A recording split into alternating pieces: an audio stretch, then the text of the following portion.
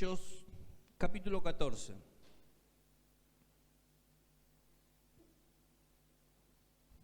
Hechos, capítulo 14. Vamos a leer desde el versículo 19 en adelante. Dice que entonces vinieron unos judíos de Antioquía y de Iconio que persuadieron a la multitud y habiendo apedreado a Pablo, le arrastraron fuera de la ciudad pensando que estaba muerto. Pero rodeándole los discípulos, se levantó y entró en la ciudad. Y al día siguiente salió con Bernabé para Derbe. Y después de anunciar el evangelio a aquella ciudad y de hacer muchos discípulos, volvieron a Listra, a Iconio y Antioquía, confirmando los ánimos de los discípulos, exhortándoles a que permaneciesen en la fe y diciéndoles: es necesario que a través de muchas tribulaciones entremos en el reino de Dios. Y constituyeron ancianos en cada iglesia y habiendo orado con ayunos, los encomendaron al Señor en quien habían creído. Hasta aquí, querido Dios, una vez más al compartir tu palabra, tú nos des la suficiente capacidad, entendimiento, para poder entender los misterios de tu palabra, Señor. Que el Espíritu Santo nos traiga la suficiente revelación para que en este día podamos disfrutar de esta enseñanza, de esta palabra. En el nombre de Jesús te damos muchas, pero muchas gracias. Amén y amén. En esta porción de la palabra del Señor que acabamos de leer, encontramos un poco el momento especial que el apóstol Pablo estaba allí pasando. El apóstol Pablo, como es el ministerio del apóstol, es recorrer allí ciudades, instaurar o fundar iglesias, y esta era la tarea del apóstol Pablo. El apóstol Pablo fue allí levantado para que los gentiles pudiesen o les llegase a predicar acerca de las buenas nuevas de un Jesucristo que vino aquí a la tierra. Entonces, el apóstol Pablo se movía por ciudades y ciudades e iba predicando, formando discípulos, levantando iglesias, que esa era la tarea del apóstol Pablo. Y lo encontramos aquí en esta ciudad llamada Listra, donde el apóstol hace unos milagros y pensaba cómo las mismas personas que hablaban tanto de Bernabé como de Pablo, y hablaban diciendo en este versículo anterior de este capítulo 14, dice el versículo 11: entonces la gente, visto lo que Pablo había hecho, alzó la voz diciendo en lengua licaónica: dioses bajo la semejanza de hombres han descendido a nosotros. Y pensaba cómo las mismas personas que decían esto tan honroso para ellos, dioses en semejanza de hombres, fueron persuadidos para matarlos. Cómo pensaba por un momento cómo lo que es el poder de la palabra, lo que es el poder de la persuasión. Y pensaba cómo estas personas que de repente hablaban tan bien de Pablo y realmente los honraban y declaraban como dioses, de repente intentaron matarlo. De hecho, dice que lo dejaron allí tirado fuera de la ciudad, y la palabra literalmente dice que lo dejaron como muertos. ¿Cómo una persona puede cambiar? ¿Cómo una persona a través de una motivación de alguien que viene y le trae allí una palabra? Yo digo, qué tremendo es el poder de la palabra. Y la palabra bien usada, la palabra allí dicha sobre las personas, cómo hace cambiar a las personas. Pero dice allí en el versículo 20 que rodeándole los discípulos, lograron que el apóstol Pablo se recuperara. Y yo creo que cuando lo rodearon al apóstol Pablo allí, yo creo que oraron, lo animaron a Pablo a continuar. Y dice el pasaje literalmente que volvió a la ciudad. Y al día siguiente salieron para Derbe. El apóstol Pablo continuó con su trabajo. Recibió ayuda, la fortaleza de los discípulos. Lo que lo habían dado por muerto, a través de esa unidad, de ese estar de acuerdo, de ese orar y animar, hizo que Pablo se recuperara y siguiera allí con su trabajo. Y dice allí el versículo 21, que después de anunciar el evangelio y hacer muchos discípulos, volvieron a Listra, Iconio y Antioquía. Y yo me hacía esta gran pregunta: ¿por qué Pablo volvió a esas 3 ciudades? Porque a Pablo no le fue bien en esas ciudades. Si leemos en este capítulo 13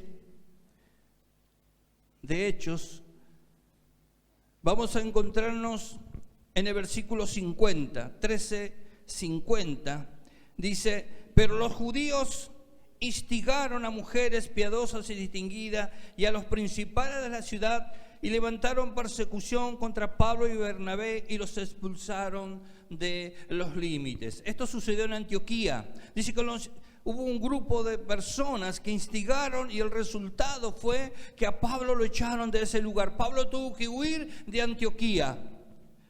Si vamos al 14, el versículo 2, dice: mas los judíos que no creían excitaron y corrompieron los ánimos de los gentiles entre los hermanos. Como resultado fue que fueron allí expulsados, fueron echados, fueron corridos ahí de Iconio. Y después de Antioquía, de Iconio, dice en el versículo 19, capítulo 14, 19, dice: entonces vinieron los judíos de Antioquía y de Iconio, que persuadieron a la multitud y habiendo apedreado a Pablo, le arrastraron fuera de la ciudad, pensando que estaba muerto. Y la pregunta es: ¿por qué Pablo quería volver a esas 3 ciudades donde no fue tratado de la mejor manera? Ahora observe: instigaron, excitaron, persuadieron. Son las palabras que marcan el origen de quién es el autor de todo lo que a Pablo le pasó. Vemos en esto una obra satánica, porque el diablo lo que hace es eso, es instigar, es excitar, es persuadir a las personas. Ese es el trabajo del enemigo. Pero el apóstol Pablo volvió a esas ciudades. Yo creo que algo pasó. Yo creo que el Espíritu Santo habló en la vida de Pablo y le dijo que la obra necesitaba ser terminada. ¿Y sabe qué? Yo me imagino el ánimo con el que habrán quedado lo de las iglesias de esas 3 ciudades. Aquellos que para ellos era alguien tan importante como el apóstol Pablo, un hombre que hacía milagros. Hizo un milagro, pero el milagro no parece tan importante a la vista de los demás. Y fueron echados y expulsados. Así que imagínese usted el ánimo que tendría esa gente. Esa gente sacaría allí la conclusión: si al apóstol Pablo le hicieron esto, ¿qué podemos esperar nosotros? ¿Se imagina cómo saldremos a evangelizar? ¿Predicaremos la palabra? ¿Qué es lo que vamos a hacer? Si a Pablo le hicieron esto, lo dejaron medio muerto, ¿qué nos espera a nosotros? ¿Y sabe qué puedo entender? Que Pablo volvió para hacer 3 cosas. Pablo volvió para hacer 3 cosas. La primera es levantarles el ánimo. ¿Sí? Pablo necesitaba motivar a la iglesia. Era importante para la iglesia que puedan entender que lo que pasó fue una circunstancia, que hubo allí una mano del diablo, que hay una lucha espiritual.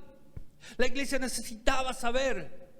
¿Por qué? Porque el apóstol Pablo lo segundo que tenía que hacer era constituir, establecer ancianos en ese lugar. Y él tenía que dejarles un mensaje claro a los ancianos. Él tenía que dejar un mensaje claro a los líderes de las iglesias de esas ciudades. El apóstol Pablo no se podía ir como un derrotado.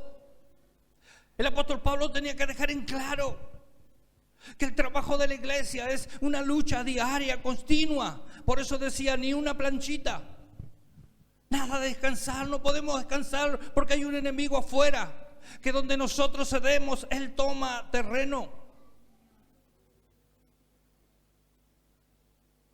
Y lo tercero, él tenía un mensaje para la iglesia. Dice el versículo 22. Dice, confirmando los ánimos de los discípulos y exhortándoles a que permaneciesen en la fe y diciéndoles, es necesario que a través de muchas tribulaciones entremos en el reino. Este era el mensaje que el apóstol Pablo tenía que dejar en claro a las iglesias. Este es el mensaje claro. Es necesario. Él estaba hablando a la iglesia y les hablaba del precio del servicio. Él iba a levantar ancianos, iba a levantar personas importantes, personas que iban a estar allí al frente de las iglesias. Y eso tenían que entender que hay un precio que debemos pagar en nuestro servicio. ¿Sabe? Las pruebas y las luchas están para formar nuestro carácter. Están para formar nuestro carácter. Jesús fue un formador de carácter. Cuando Jesús estuvo aquí, Él apartó a sus discípulos, estuvo un tiempo con ellos y Jesús trató con el carácter de cada uno, porque lo hizo enfrentarse con su carácter. Por eso tuvo un Pedro que era colérico, un Pedro que en vez de tener un abrazo, tenía una espada, y Jesús le dijo, no, Pedro, no es así, no es la forma. Y la vida de cada uno fue tratado a su manera, pero de eso se trata, de formar. Yo creo que el liderazgo, los pastores, somos formadores de carácter, y eso es lo que más cuesta, formar el carácter. ¿Sabe? Por eso la Biblia dice que la palabra de Dios es como una espada de doble filo. ¿Por qué? Porque la palabra de Dios corta cuando va, pero corta cuando viene. Tiene doble filo. Eso significa que no solamente es para el que oye, sino que la palabra de Dios es para aquel que también la predica, la enseña. La palabra de Dios necesita ser vivida, tanto como enseñanza, pero también debemos practicarla. Por eso es una espada de doble filo, porque corta de los dos lados. Es para todos. No es que desde este lugar yo tengo que enseñarles, decir cómo se vive. Yo tengo que vivir también lo que digo, porque si no pierde autoridad lo que yo digo. No tiene autoridad. Si yo no practico lo que digo, no tiene autoridad. Sería solo palabras, sería solo una enseñanza vacía. Mis actos, lo que yo hago, lo que yo practico, tiene que ir en relación con lo que digo. ¿Sabe lo que dijo Jesús? Jesús dijo, si no creen en lo que hablo, crean en lo que hago. Mis obras hablan. En los lugares donde no podía hablar, Él hacía obras. Esto estoy haciendo, este es mi testimonio. Bendito sea el Señor. Tenemos 3 estados dentro de lo que es la iglesia. La Biblia nos habla de un ámbito llamado reino de los cielos. En el reino de los cielos está Dios y están los ángeles. También la Biblia nos habla acerca del cuerpo de Cristo. La Biblia hace referencia al cuerpo de Cristo en su palabra. Y en ese estado estamos todos. Todos somos parte del cuerpo de Cristo. Pero el apóstol Pablo les estaba hablando de la tribulación para que entremos en el reino de Dios. ¿Qué es el reino de Dios? En el reino de Dios están todos los que sirven. Los que sirven son parte del reino de Dios. Y sabe, el apóstol Pablo les estaba enseñando, les estaba hablando a los que iba de repente a tener la responsabilidad de llevar adelante la obra del Señor. Los estaba preparando y les estaba diciendo, hay un precio que pagar para ser parte del reino de Dios, para ser parte de los que sirven. No alcanza, no basta con tener un cartel. No alcanza, porque el cartel nos sirve aquí entre nosotros. Pero cuando vamos a luchar contra principados, contra potestades, contra los mensajeros, porque nuestra lucha no es una lucha contra carne ni sangre, sino contra principados, el cartel no nos sirve. Tenemos que estar preparados en ese mundo espiritual, conocer nuestros derechos, pero también conocer nuestras obligaciones. La Biblia es la que nos guía y el Espíritu Santo es el que nos trae allí la sabiduría, la capacidad, la creatividad para que nuestro servicio sea el mejor. ¿Sabe? Yo creo que nadie se va de la iglesia por un problema con el diablo. Nadie se retira o se va de la iglesia por haber tenido un problema con el diablo. ¿Sabe? Aceptamos al Señor. Y cuando estamos en ese primer amor, oramos por trabajo y conseguimos trabajo. Cuando estamos en ese primer amor, oramos por sanidad. ¿Y qué hace? Tenemos sanidad. Y todo lo que nosotros oramos, pedimos por paz y recibimos paz. Es el primer amor. Donde en ese primer amor Dios se revela en nuestras vidas. ¿Sabe cómo? ¿Qué es lo primero que revela el Señor? Son nuestros derechos.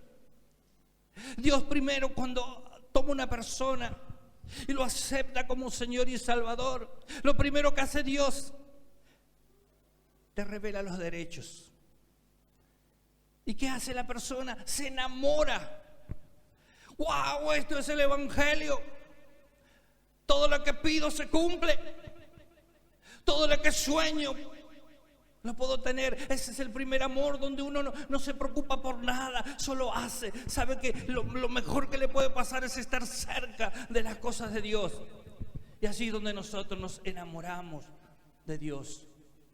Porque tenemos todas las cosas que humanamente no podemos lograr tener. Pero después viene otro nivel. Hay diferentes niveles dentro de la congregación. Así como hay diferentes miembros dentro de un cuerpo. No todo es brazo, tenemos dedos, articulaciones, piernas, ojos, oídos, y cada uno cumple una función. Así es el cuerpo de Cristo, así es la iglesia. Y vamos pasando niveles. Y cuando pasamos ese nivel, el primer nivel del enamoramiento, es cuando Dios comienza a hablarnos de las obligaciones. Primero Dios te enseña tus derechos, los cuales disfrutás, los cuales allí haces valer. Porque decís, esto me corresponde, esto lo ganó Cristo en la cruz y está bien. Pero luego viene un segundo nivel donde Dios comienza a hablarte acerca de las obligaciones. Es allí donde te envía al centro de entrenamiento, y con lo primero que trata es con nuestro carácter.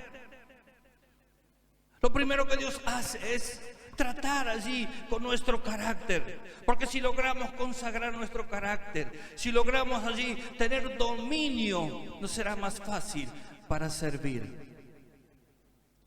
El gran problema del cristiano es que lucha para servir con su propio carácter. Y Dios dice, no, así no. Los discípulos estaban allí diciendo, bueno, ¿quién será el mejor? ¿Quién será el mayor? ¿Quién estará a tu lado? Y Jesús escuchaba la discusión. Entonces Jesús le dice, no, entre nosotros no será así. Yo he venido para servir, no para ser servido. Entonces los discípulos se encontraban con un conflicto, porque a veces nos pasa a nosotros. El hombre, la raza humana, anhela autoridad, anhela poder. Por eso hay tantas luchas en la política, porque cada uno quiere allí hacer valer su idea, su pensamiento. ¿No sería más fácil que todos se unieran? Y si realmente quieren hacer algo por el pueblo, por la ciudad, por los hambrientos, por los necesitados, por la droga, y si se unieran todos, ¿ustedes creen que no tienen el poder para cambiar y tener un país mejor? Pero cada uno, como dice la palabra de Dios, dice que en los últimos tiempos habrá hombres amadores de sí mismos. Esto es lo que está sucediendo. Cada uno piensa en lo suyo, cada uno piensa en su quintita, y a veces nos ocurre eso a nosotros. En nuestros hogares hacemos diferencia con nuestros hijos, hacemos diferencia con nuestras familias. Dios, primero, para ingresar en el reino de Dios, va a tratar con tu carácter. Por eso el apóstol Pablo le dice, es necesario que a través de muchas tribulaciones, y a veces las tribulaciones, las pruebas, las luchas, se suceden para que nuestro carácter sea formado. Dios no tiene problema con nosotros, tiene problema con lo que nosotros hacemos. Y a veces, para que Dios nos conceda la autoridad y el poder para tratar con personas, primero necesita tratar con nuestras vidas. Porque si no, estaríamos haciendo como hizo el apóstol Pedro. Tendríamos una congregación sin oreja. ¿Dónde dice la palabra de Dios que Dios te llamó para ser juez? ¿Dónde dice la palabra de Dios que te llamó para condenar? Él dice en su palabra, te bendeciré y serás de bendición. Y a veces no podemos entender esta parte. ¿Sabe? El apóstol Pablo tenía unos problemas con los Gálatas. Cuando fue allí a predicarle a los Gálatas, se encontró con una ciudad diferente a la que él había dejado. Una ciudad que practicaba la palabra, llena de discípulos, llena de personas que hablaban acerca del Señor. Y de repente le dice, oh, Gálatas insensato, ¿quién os fascinó? ¿Quién les trajo otra palabra? ¿Quién les enseñó, les habló algo en contra? Luego termina diciendo un poco más adelante, dice, hijitos míos, vuelvo a sufrir dolores de parto hasta que Cristo sea formado en vosotros. Hasta que Cristo no es formado, hasta que no tenemos ese carácter, muchas tribulaciones vendrán sobre nuestras vidas para formar nuestro carácter, para que podamos mirar con la pasión que Jesús miraba, para que podamos tener misericordia como Él lo hacía. Si no tenemos ese sentir, si no tenemos esa formación en nuestras vidas, difícilmente podamos ir en busca de la oveja perdida. Yo pienso que Jesús, por servir, dejó cosas, dejó su comodidad, y siendo rey, siendo soberano, siendo Dios, Él dejó esa comodidad, y dice la palabra de Dios que se hizo hombre y habitó entre nosotros. Y Él dejó todos sus atributos, sus comodidades. Dice que Él se humilló. Y en ese estado, Él aprendió y enseñó a perdonar. ¿Y cuántas cualidades podemos encontrar en la palabra de Dios?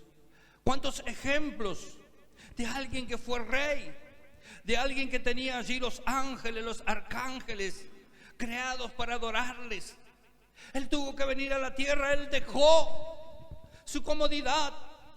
Y yo creo que este tiempo, ojalá que en este año 2016, que está a punto de comenzar, dejemos las comodidades. Abandonemos las comodidades para comenzar a servir de verdad, y no solo de palabras, sino de hecho. Porque hay mucha necesidad allí afuera.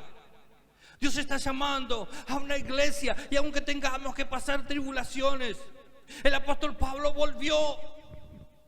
Y el apóstol Pablo entendió que había 3 ciudades que estaban sufriendo y estaban padeciendo por lo que él le había pasado. Y el mensaje de él era: no importa, muchachos, es necesario que pasemos tribulaciones, es necesario, porque así se va moldeando nuestro carácter, nuestra forma, nuestra actitud. Por eso muchas personas encaran proyectos y ante la primera duda, el menor problema, abandonan todo. ¿Por qué? Porque su carácter no ha sido formado. Y cuando de repente en la iglesia los pastores o los líderes le dicen: esto está mal, esto es así, se molesta, se ofenden y se van. Por eso digo que nadie se va de la iglesia por un problema con el diablo. Se van de la iglesia porque no quieren reconocer que tiene que haber un cambio en sus vidas. No podemos ser testimonio, no podemos ser luz, no podemos ser sal si nuestra vida no es lo que dice la palabra, no es lo que hablamos, sino lo que vivimos, lo que la gente ve. Podemos engañarnos nosotros mismos con una verdad aparente y pensar: no, lo que estoy haciendo es lo correcto, y muchas veces hasta buscamos cosas para justificarnos. Pero hay una sola justificación: lo que la palabra de Dios dice. Nosotros podemos acomodar la palabra si queremos, nosotros podemos tergiversar la palabra si queremos, pero eso no significa que Dios esté de acuerdo. Y a veces vamos a pasar por tribulaciones, vamos a pasar por muchas cosas para que eso sea formado en nosotros, porque a través de las pruebas y las luchas vamos creciendo y vamos superando niveles. Usted no puede poner una persona que recién aceptó al Señor como Señor y Salvador, póngalo a hacer liberación, hace un desastre, termina endemoniado también. Por eso la enseñanza, por eso nuestro ministerio es un ministerio de enseñanza. Por eso a muchas personas les cuesta ser enseñados, no permiten ser enseñados porque creen que lo saben todo. A mí me impacta el apóstol Pablo, un tipo que fue enseñado y estuvo en el mejor de los colegios. Él aprendió. ¿Y qué dijo él al final ya casi de su ministerio? Dice: por todo y en todo fui enseñado.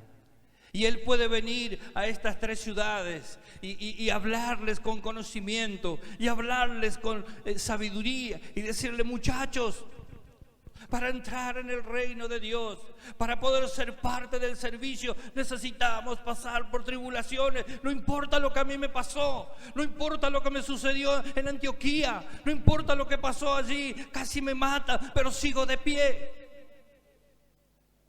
Ese era el mensaje: estoy de pie, estoy con ustedes. Miren, fíjense que en el versículo 22 que leímos dice: confirmando los ánimos de los discípulos. Yo me imagino al apóstol Pablo: muchacho, acá estoy vivo, estoy de pie. Me pasaron cosas, pero pude vencer, pude salir adelante, porque cuando nosotros nos metemos nuestra mano en las cosas de Dios, Él está con nosotros y Él abre puertas y Él también cierra puertas. Y Él te da los medios para poder avanzar. Así que no tengas miedo, no tengas temor. Avanza, avanza, avanza. El desierto no se ha creado para que vivas ni para que estés. El desierto te queda de paso. Siempre digo que es allí parte de tu vida. En el desierto no es tu vida. Las pruebas y las luchas lo que hacen es acercarte cada vez más. ¿Sabe a qué? Al modelo que Dios tiene preparado para ti. Dios tiene un modelo. Dios está preparando un ejército para este 2016, un ejército que no dobla sus rodillas delante de la tribulación, que no dobla sus rodillas con miedo y con temor, que no dobla sus rodillas diciendo me ha vencido, sino que está de pie delante del enemigo y que cada vez que dobla sus rodillas lo hace en reverencia a nuestro Dios. Ese es el ejército que Dios está preparando, un ejército que valora su presencia, un ejército que se juega, que deja la comodidad para avanzar. Amada iglesia, si tú no lo haces, Dios traerá a la gente que lo va a hacer por ti. Pero después no te quejes cuando esta gente comienza allí a crecer a nivel espiritual, cuando esta gente comienza a recibir bendición, porque nadie trabaja en el reino de Dios sin tener su recompensa. Pero la recompensa hay que ganarla. Él nos dejó una herencia llena de promesas. Esa herencia tú la tomas y no hiciste nada. Por eso se llama gracia. La gracia es un favor inmerecido. Todo lo que Cristo ganó en la cruz te pertenece. Pero ¿sabe qué dice la palabra de Dios en Apocalipsis? Dice, retén lo que tienes para que nadie tome tu corona. Si tú no cuidas lo que Dios puso en tus manos, si tú no valoras esa corona que Dios te dio, ese ministerio, ese talento, ese don que Dios te dio, otro tendrá tu corona. Y un día te encontrarás que en tu cabeza falta algo. El cartel no te sirve. El cartel no te sirve. El cartel solo es una identificación.